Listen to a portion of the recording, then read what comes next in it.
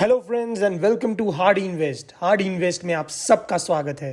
तो आज हम फिर लौट आए हैं आप सबके लिए एक नई वीडियो लेके, जिसमें जानेंगे हम एक ऐसी कंपनी के बारे में जो कि फिल्म और म्यूजिक इंडस्ट्री में है। और ये इतनी फेमस कंपनी है कि इसके बारे में आपने ज़रूर सुना होगा, पर इस कंपनी का नाम तो हम डिस्क्लोज करेंगे इस वीडियो के एंड में। उससे पहले हम जानेंगे इस कंपनी के बारे में और देखेंगे कि क्या इस कंपनी में 9 का दम है कि नहीं।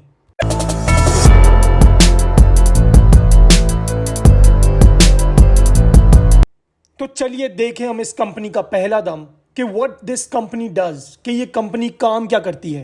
तो जैसे कि हम ये जानते हैं कि ये कंपनी म्यूजिक और फिल्म इंडस्ट्री में है और इस इंडस्ट्री की ओल्डेस्ट म्यूजिक लेबल कंपनी है। और ये इतनी फेमस कंपनी है कि आपने अपनी लाइफ में इस कंपनी के बारे में ज़रूर सुना होगा। तो जिस कंपनी का नाम और उसका काम इतना बड़ा हो तो उसका दम छोटा कैसे हो सकता है। तो हम इस कंपनी के पहले दम को अप्रूव कर सकते हैं। अब आते हैं हम इस कंपनी के दूसरे दम पे, जो कि है इस कंपनी के प्रमोटर्स का शेयर। तो जैसे कि हम यहाँ देख सकते हैं कि मार्च 19 में इस कंपनी के प्रमोटर का शेयर 59.11% पे था, मार्च 20 में 59.06% पे था और मार्च 21 में आके 59.05% पे है। तो पिछले 3 साल में इस कंपनी के प्रमोटर्स का शेयर 59% पे कंसिस्टेंट रहा है। और हमारे पैरामीटर्स के हिसाब से जिस कंपनी के प्रमोटर्स का शेयर 50% से ऊपर होता है तो वो इस कंपनी के इस दम को और भी ज़्यादा पॉजिटिव और स्ट्रॉन्ग बना देता है। तो हम इस कंपनी के इस दम को पॉजिटिवली कंसिडर कर सकते हैं। इस कंपनी का तीसरा दम है प्लेजिंग, कि इस कंपनी के प्रमोटर्स ने अपने कोई शेयर्स प्लेज तो नहीं किए कोई लोन लेने के लिए। तो यहाँ पे हम ये चीज़ क्लियरली देख सकते हैं कि कंपनी के प्रमोटर्स ने अपने कोई भी शेयर्स प्लेज नहीं किए। तो इस कंपनी का ये दम भी कमाल का है। चलिए देखें हम इस कंपनी का चौथा दम, जो कि है इस कंपनी के फाइनेंशियल्स। तो इस कंपनी के फाइनेंशियल्स में हम जानेंगे इस कंपनी की सेल्स और इस कंपनी का नेट प्रॉफिट पिछले 3 सालों में कैसा रहा है। तो पहले देखते हैं हम इस कंपनी की सेल्स, जो कि मार्च 19 में 545 करोड़ की थी, मार्च 20 में थोड़ी कम हुई जो कि 521 करोड़ की हो गई और मार्च 21 में आके थोड़ी और कम हो गई जो कि 442 करोड़ की हो गई।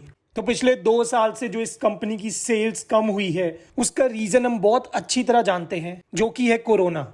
तो इस कंपनी की सेल्स में जो ये डाउनफॉल है ये टेम्परेरी ही है और जैसे जैसे ये कोरोना की सिचुएशन बेटर हो रही है इस कंपनी की सेल्स भी बेटर हो रही है। तो हम इस चीज़ को इग्नोर करके आगे बढ़ सकते हैं।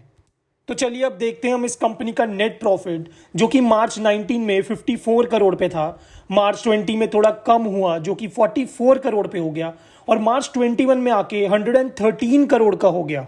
तो इस साल इस कंपनी का प्रॉफिट बढ़ा है। तो इसका रीज़न ये है कि इस कंपनी ने अपने खर्चे थोड़े कम किए हैं, अपने एक्सपेंसेस कम किए हैं, जो कि एक कंपनी के लिए काफ़ी अच्छी बात है। तो इस कंपनी का सेल्स और इस कंपनी का नेट प्रॉफिट देख के हम इस कंपनी के इस दम को भी पॉजिटिवली अप्रूव कर सकते हैं। तो इस कंपनी का 5वां दम है इस कंपनी के एसेट्स। तो जैसे कि हम यहाँ क्लियरली देख पा रहे हैं कि मार्च 19 में इस कंपनी पे 709 करोड़ के एसेट्स थे, मार्च 20 में थोड़े एसेट्स कम हो गए जो कि 620 करोड़ के हो गए, बट मार्च 21 में आके 784 करोड़ के एसेट्स हो गए। तो इस कंपनी ने अपने एसेट्स बढ़ा के अच्छी रिकवरी शो की है और एक कंपनी के बढ़ते एसेट्स उसकी स्ट्रॉन्ग और पावरफुल पोजीशन को भी इंडिकेट करते हैं। तो इस कंपनी का ये दम भी उसके एसेट्स की तरह स्ट्रॉन्ग और पावरफुल है। अब आते हैं हम इस कंपनी के छठे दम पे, जो कि इस कंपनी के लॉन्ग टर्म डेट्स। तो चलिए देखें हम इस कंपनी पे उधार कितना है। तो मार्च 19 में इस कंपनी पे 64 करोड़ की बोरविंग्स थी, मार्च 20 में आके 10 करोड़ की बोरविंग्स रह गई और मार्च 21 में आते आते सिर्फ 1 करोड़ की बोरविंग्स रह गई। तो पिछले 3 सालों से हर साल इस कंपनी ने अपनी बोरविंग्स कम की है और इतनी कम करी है कि मार्च 21 में आते आते सिर्फ 1 करोड़ रुपीस की बोरविंग्स हैं इस कंपनी पे। और ये कंपनी के लिए इतना मिनिमल अमाउंट है कि हम इसको डेट फ्री भी कंसिडर कर सकते हैं। तो इस कंपनी का ये दम भी अमेजिंगली वेल है। देखें हम इस कंपनी का 7वां दम, जो कि इस कंपनी का फ्री कैश फ्लो, मतलब इस कंपनी के पास कैश कितना बचा अपनी सारी एक्टिविटीज करने के बाद भी। तो मार्च 19 में इस कंपनी के पास 3 करोड़ का कैश फ्लो बचा था, मार्च 20 में 17 करोड़ का कैश फ्लो बचा था और मार्च 21 में 5 करोड़ रुपीस का कैश फ्लो बचा। तो पिछले 3 सालों से इस कंपनी का कैश फ्लो पॉजिटिव रहा है, जो कि इस कंपनी की फ्यूचर फाइनेंशियल पोजीशन को और भी ज्यादा स्ट्रॉन्ग करता है। तो इस कंपनी का ये दम भी काफी ज्यादा पावरफुल है।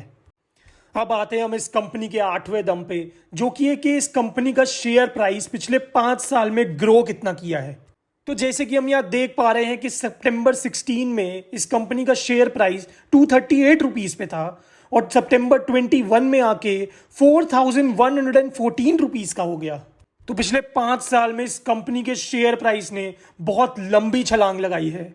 और अगर 5 साल पहले हमने इस कंपनी में 1 लाख रुपीस की इन्वेस्टमेंट की होती तो आज उसकी वैल्यू 17,28,571 रुपीस की होती और जो हम अप्रॉक्सीमेट प्रॉफिट कमाते वो 16,28,571 रुपीस के अराउंड का होता। और इस कंपनी के बारे में एक और चौंका देने वाली बात आपके लिए ये है कि पिछले 1 साल में इस कंपनी की कंपाउंडेड एनुअल ग्रोथ रेट 676% की रही है। मतलब पिछले एक ही साल में इस कंपनी ने 676% की ग्रोथ कराई है हमारी इन्वेस्टमेंट में। तो ये काफी ज्यादा बड़ी ग्रोथ है हमारी इन्वेस्टमेंट में, जो कि इस कंपनी के इस दम को और भी ज्यादा स्ट्रांग बनाती है। तो चलिए देखें हम इस कंपनी का 9वां और आखिरी दम, जो कि इस कंपनी का शेयर प्राइस चार्ट। तो जैसे कि हम यहाँ देख सकते हैं कि इस कंपनी के शेयर प्राइस ने शुरुआत में कितनी स्लो स्टार्ट ली है, बट जैन 2020 के बाद इस कंपनी का शेयर प्राइस शूट अप किया है। इतनी अच्छी ग्रोथ शो की है इस कंपनी के शेयर प्राइस ने और आगे भी करते रहेगा। तो इस कंपनी के इस दम को भी हम पॉजिटिवली अप्रूव कर सकते हैं। तो पूरी वीडियो में हमने जाना इस कंपनी के बारे में और देखा हमने इस कंपनी का 9 का दम। और इस कंपनी के 9 के दम देखने के बाद हम ये ज़रूर कह सकते हैं कि ये एक दमदार कंपनी है, एक स्ट्रॉन्ग कंपनी है, एक पावरफुल कंपनी है। तो ये दमदार कंपनी कोई और नहीं बल्कि सारेगामा है। तो ये कंपनी इंडिया की ओल्डेस्ट म्यूजिक कंपनी है और इस कंपनी के बारे में जानने के बाद हम ये ज़रूर जान चुके हैं कि ओल्ड इज़ गोल्ड। तो इस कंपनी में आप अपनी सोच और समझ से इन्वेस्ट कर सकते हैं। तो अगर आपको ये वीडियो पसंद आई हो और आप चाहते हैं हम आपके लिए और ऐसी कंपनीज की वीडियो लेके आते रहें, तो पहले आप इस चैनल को सब्सक्राइब कर लें, इस वीडियो को लाइक करें, शेयर करें और हमारे साथ बने रहें for risk free and fearless investment.